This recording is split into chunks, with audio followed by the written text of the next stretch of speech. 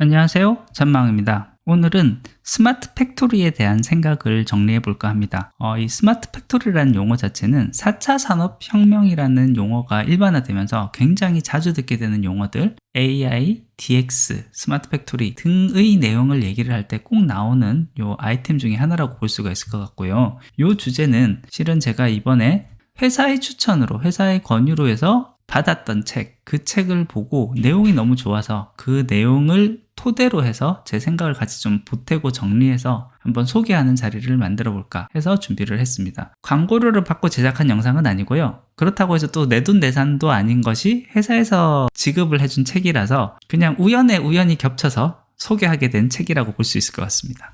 이 책의 경우에는요, 사실 어떤 하이테크 기술에 대해서 논하고 있는 기술서라고 보기는 좀 그렇고요. 이 제목에서도 보면은 경영하라라는 얘기가 나오잖아요. 그래서 경영을 하는 사람의 관점에서 쓴 일종의 경영서라고 보는 게 좀 맞을 것 같습니다. 이 책에서는 전문적인 지식이 나오는 것보다는요, 의사결정권자이거나 중간 리더급 이상의 리더들이 4차 산업혁명 세계 속에서 우리가 어떤 식으로 변화를 가지고 가야 될 것인가 라는 것에 대한 것을 논한 책이라고 좀 보시면 좋을 것 같습니다. 그리고 이 책을 쓰신 저자인 그 최두환님 같은 경우가 포스코에서 실제 스마트 팩토리를 도입한 프로젝트 주연이셨던 것 같아요. 실제 경험을 토대로 해서 산 지식을 많이 전달했다는 점은 참 좋은데 중간중간에 포스코의 스마트 팩토리 솔루션에 대한 PPL 같은 게 조금씩 나와요. 그래서 그런 부분들이 약간 거슬리기는 하지만 어떻게 보면 또 반대로 그 정도의 자신감이 있기 때문에 이런 책을 쓸 수 있지 않을까라는 생각으로 약간의 애교?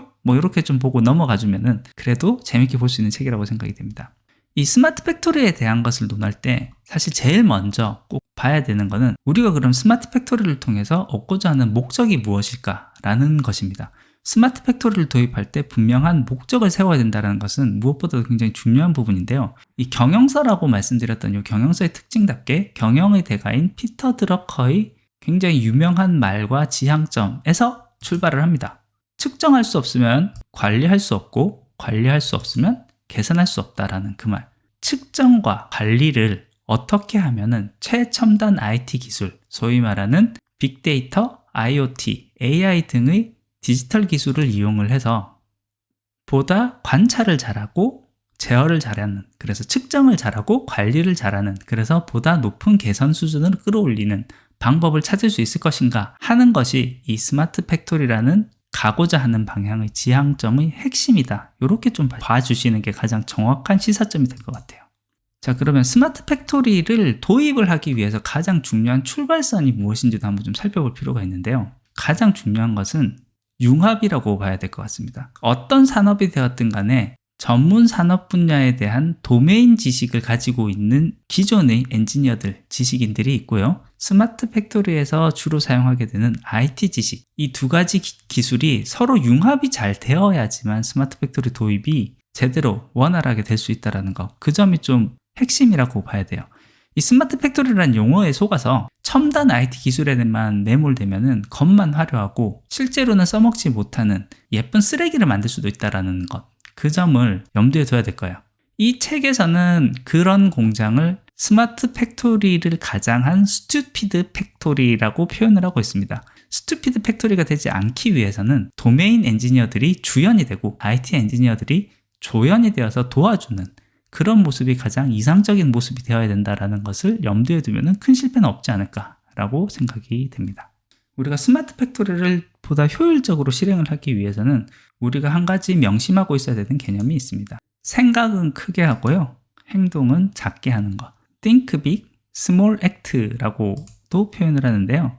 어떻게 보면은 이게 앞서서 얘기했었던 도메인 지식과 IT 지식의 융합, 그 개념과 좀 연결된다고도 볼 수 있습니다. 사실 어떻게 보면은 도메인 기술 중심으로 IT 지식을 융합을 해가면서 스마트 팩토리를 만들어가는 과정을 밟게 되면은 한 단계 한 단계 조금씩 나갈 수밖에 없지, 시스템 전체를 뒤집는 빅뱅 방식의 형태는 어지간해서는 취하기가 힘들 겁니다.